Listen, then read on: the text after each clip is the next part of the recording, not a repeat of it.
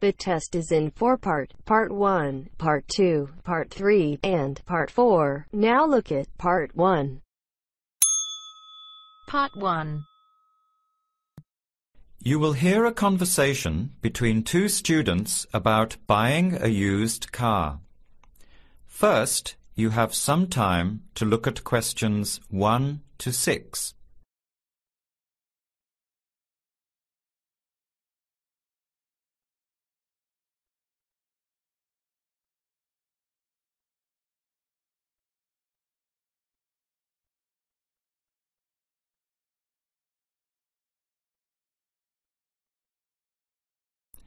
Answer the questions as you listen. You will not hear the recording a second time. Listen carefully to the conversation and answer questions 1 to 6.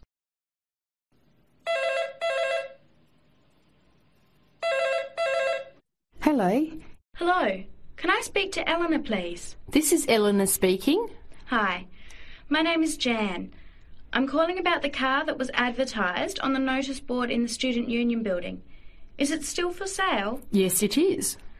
Your ad says it's a 1985 Celica, in good condition. It's old, but it has been well looked after. My family has had the car for 10 years. I'm just the third owner and my mother had it before me, so we know its history. We've got all the receipts and records. It's had regular maintenance and the brakes were done last year. It runs really well but looks its age. Why are you selling it, by the way? Well, I'm going overseas next month to study. I'll be away for at least 2 years, so I have to sell it. Unfortunately, it's been a good car. You want $1,500, is that right? I was asking $2,000, but since I need to sell it quickly, I've reduced the price. Would you like to come and take it for a drive? I don't live far from the university. Yes, I'd like to have a look. What time would suit you? Any time this evening is fine. Well, I finish classes at 6 o'clock. How about straight after that? Say 6:30? Great, I'll give you directions. When you leave the main gate of the university, turn left on South Road and keep going until you get to the Grand Cinema. Take the first right, that's Princess Street. I'm at number 88 on the right. So it's 80 Princess Street. No, it's 88 Princess Street and the suburb is Parkwood. You'll see the car parked in front. It's the red one with the for sale sign on it. Okay, thanks Eleanor. I'll see you later. Bye. Before you hear the rest of the conversation, you have some time to look at questions 7 to 10.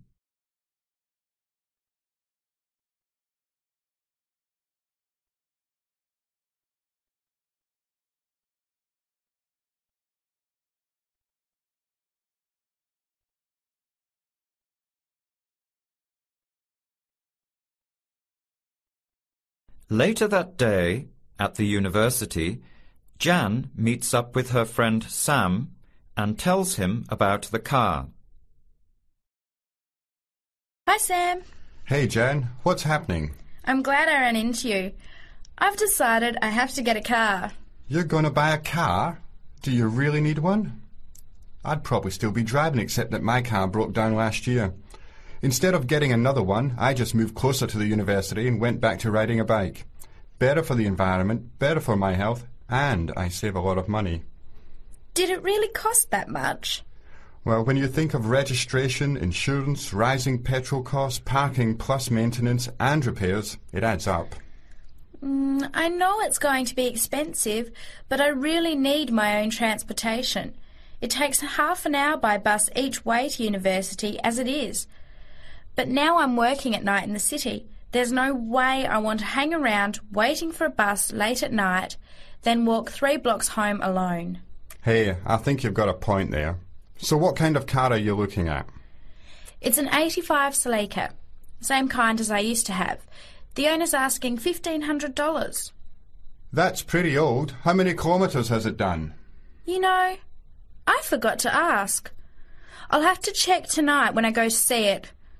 Would you be able to come with me to have a look? At about 6:30? Sure, I'll come, but I don't know a lot about cars. I do know one thing, though. I wouldn't buy an old car without having a mechanic look at it first.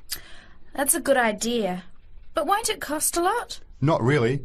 You can get a check done through the Automobile Association for $80, and it comes with a report on the condition of the car. It can save you a lot of money in the long run. I'll keep that in mind. So we have to get to Parkwood at 6:30. Do you want to take the bus? It goes straight down South Road every 15 minutes. Or maybe we could walk. I don't think it's that far.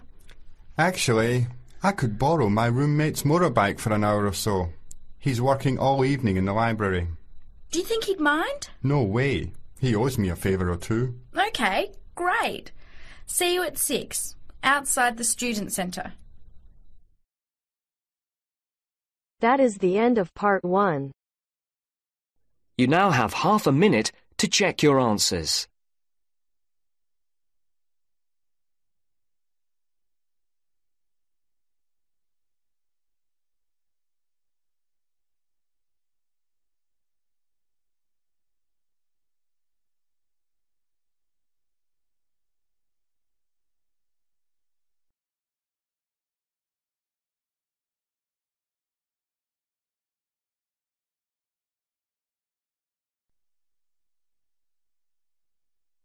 Now turns to part 2. Part 2. Section 2. You are going to hear a lecture about dining services. First, you have some time to look at questions 11 to 14.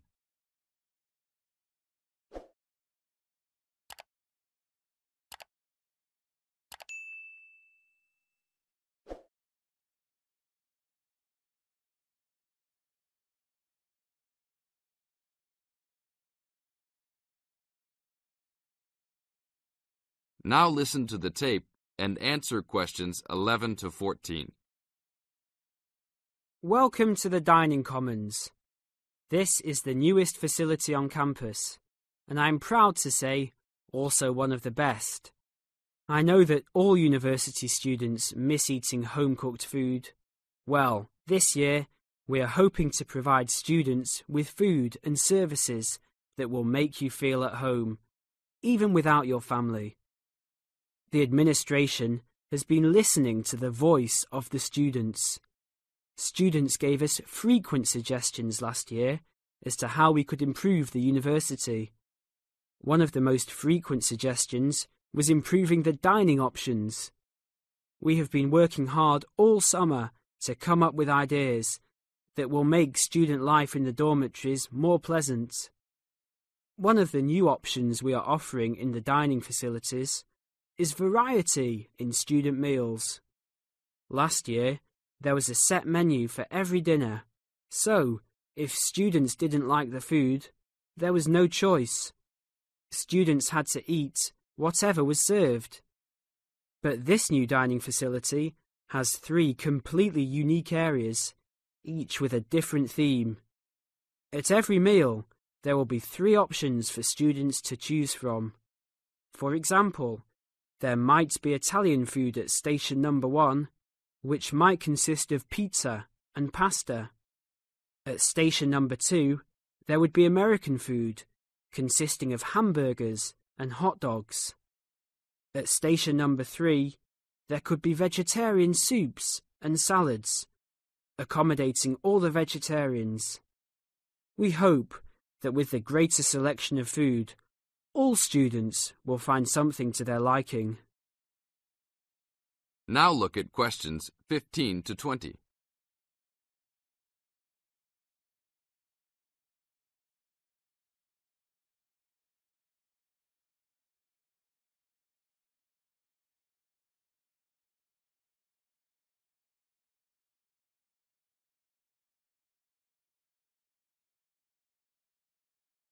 Now listen to the tape and answer questions 15 to 20. Not only will students have more options, the food will also be better. Each section of the facility will have a head chef. These are real chefs that have been trained in culinary school and have been hired specifically by the school to work in the dining facilities. All of the chefs have a speciality. The school is hoping that these chefs will prepare better tasting and more nutritious food. Every student will be able to make suggestions and also give their input as to which menus taste better. Last year, many students complained that the dining facilities didn't have very convenient hours. This year, we hope to change that. We will open for breakfast at 6 a.m. to accommodate all the early risers. In the evenings, we will open until midnight for all the students that like to go for a late-night snack. The afternoons will still remain closed, but we will have a student store open that will provide all students with drinks and fruit. The student store will be open every day from 2 p.m. to 5 p.m. Every student that has paid full tuition and dormitory fees has already paid for their dining facility fees. Students can eat at any time and in any amount for free. If you are a student that does not live in a dormitory, you can still purchase a dining facility card. This card will entitle you to the full services of the dining facility. This card is available only for students and is not open to the general public. If you are not a student and wish to dine here, you must purchase meals at the door. There are a few rules to follow. Even though we do not limit the amount of food that can be taken, we do not want students to waste food. Please do not take more than you can eat. Also, every student must clean his or her own trays and plates. We will provide plates and trays for student use, but please do not abuse these items. Please do not leave your plates on the tables. Your parents are not here to clean up after you anymore, so I hope all students will be responsible. Thank you for your attention and enjoy the upcoming year. That is the end of part 2. You now have half a minute to check your answers.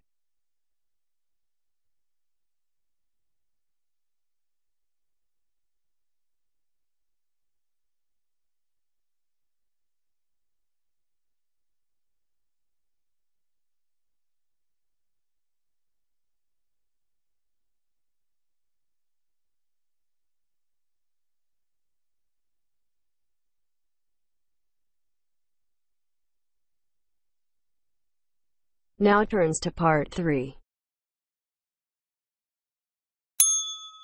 Part 3.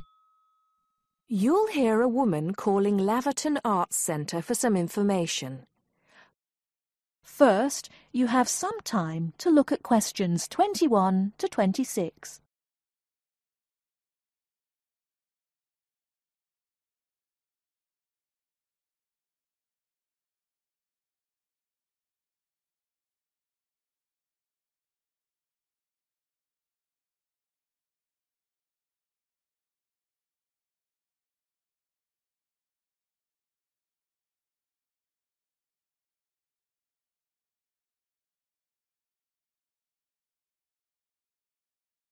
Now listen carefully and answer questions 21 to 26.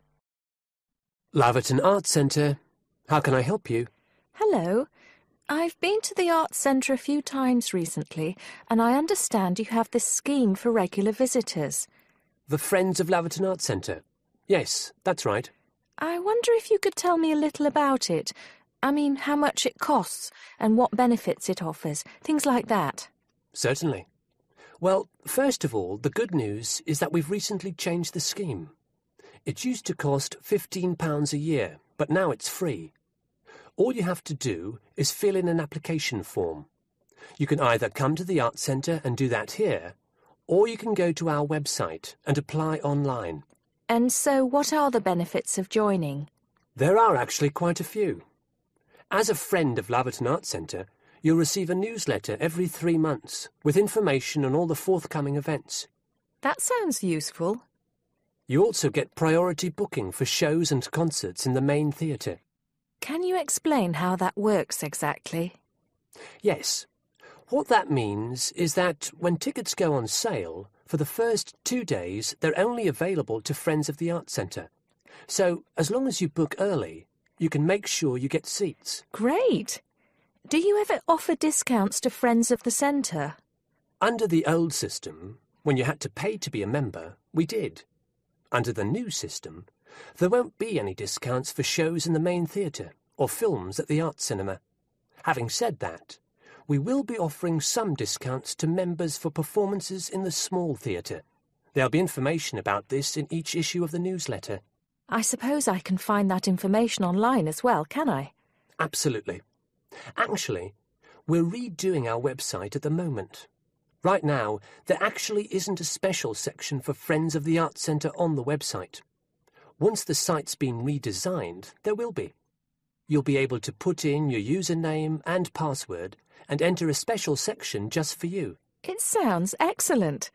Are there any requirements, though? I mean, as a member, do I have to do anything? Yes, sorry, I forgot to mention that. There are no formal requirements at all, though obviously we have this scheme to encourage people to attend events here regularly. So we ask that you attend at least 4 events a year, whatever they are, if you possibly can. Nobody's going to count, though, and it's totally up to you. That sounds fair enough.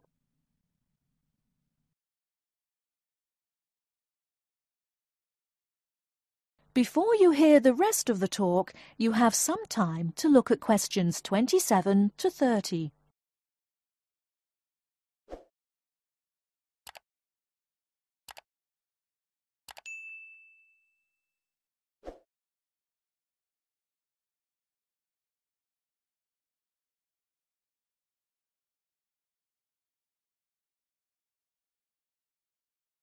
Now listen and answer questions 27 to 30.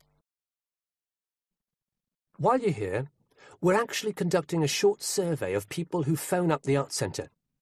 Would you mind if I asked you a few questions? It'll only take a couple of minutes. Sure, no problem. Thanks a lot. So, how many times have you visited Laverton Arts Centre in the last 6 months? Well, I've only lived in the area for the last 4 months, so not that many times. 3, I suppose. Yes, that's right. Fine. And how did you first find out about the Arts Centre? Let me think. Oh, yes, a friend invited me to a concert, and I came with her. Have you ever seen a film at the Arts Cinema here? No, I haven't, to be honest. In fact, until you mentioned it earlier, I didn't realise you even had a cinema. One more question. If we offered a free tour of the Arts Centre, including things such as going backstage to look at the dressing rooms, would you be interested in going on it? Oh, yes, definitely. I think a tour like that would be very interesting. I'd even pay for it. That's great. Thank you very much for your time. Thank you.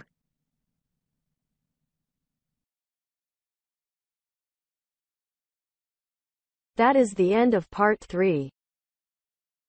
You now have half a minute to check your answers.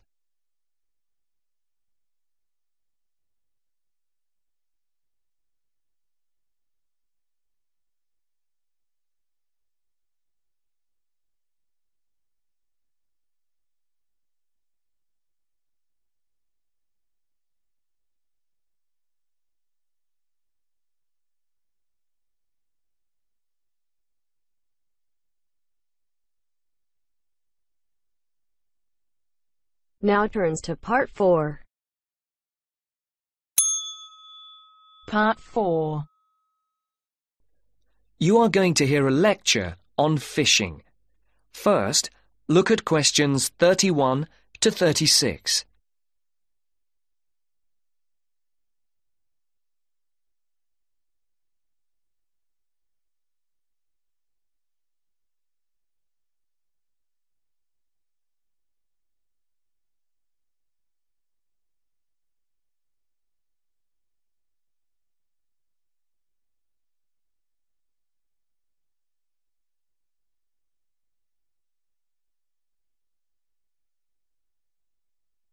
As you can see, there are 4 alternative answers, A, B, C and D, for each question.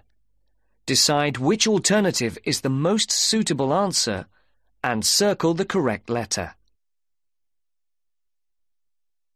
Good morning again, ladies and gentlemen, and in case you've forgotten, my name is Dr. North from the Marine Habitat Research Unit at the university, and I'm going to continue from the lecture that I gave a fortnight ago on humankind's relationship with the sea from a historical point of view, and also on attitudes to different types of fishing. In today's talk, I would like to focus on the current problems in the fishing industry in Europe, and in particular, the present scarcity of marine fish. As with the last lecture, I've placed a book list, a few relevant articles, and a copy of this lecture on the department website. A statistic to begin with. Since the 1970s, stocks of the most heavily fished species have fallen, on average, by 90%. And why has this happened?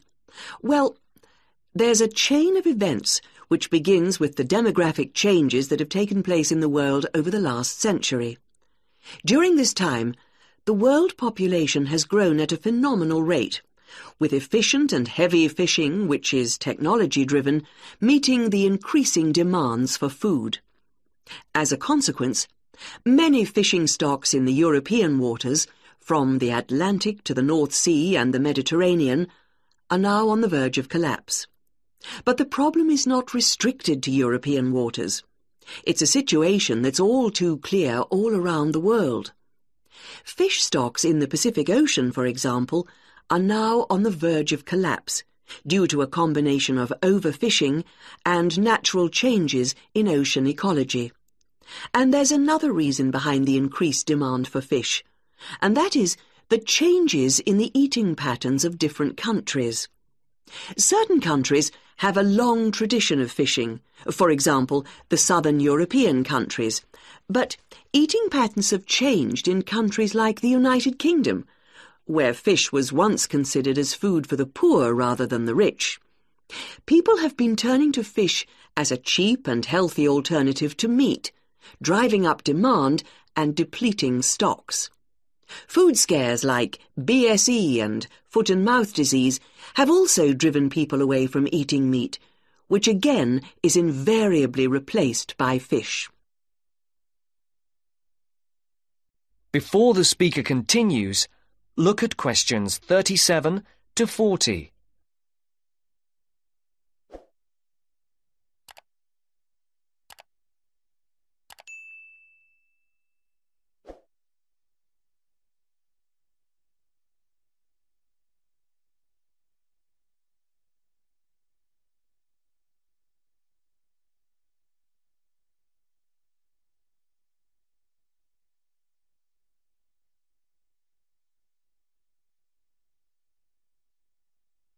As you listen, complete the table. Write no more than 3 words for each answer. Another important reason is that a sizable proportion of the catch from modern trawlers or fishing boats is thrown away. Nets quite often land fish that are not wanted and which are thrown back into the sea dead. Discarded nets and other traps are responsible for the deaths of many fish. Our seas, like the rest of our environment, are littered with rubbish, which also destroys lots of fish. And fish are also being changed by the chemicals dumped into the oceans, as well as by overfishing, so the size of certain species is decreasing. More then have to be fished to produce a decent catch. And the solution? Well, there has to be more than one answer to the problem. Fish farms provide a partial solution, but the quality of the fish is usually inferior to those in the wild. Reducing the amount of fish that any one trawler or fishing boat is allowed to land is the most effective, but also the most unpopular measure.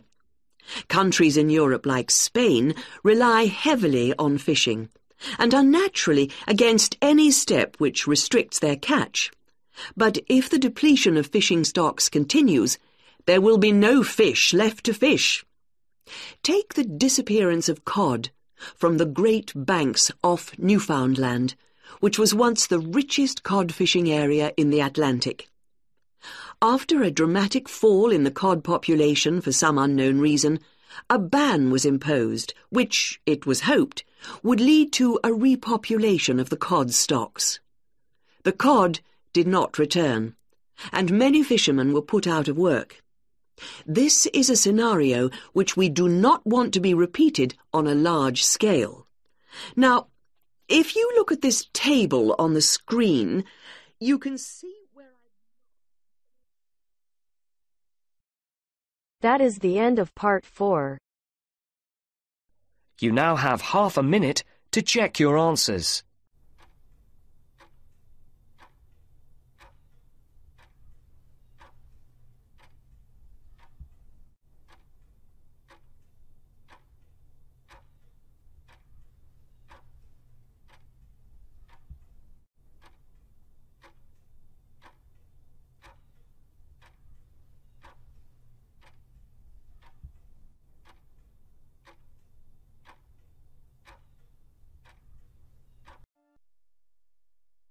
That is the end of the listening test. In the Ielts test, you will now have 10 minutes to transfer your answers to the answer sheet.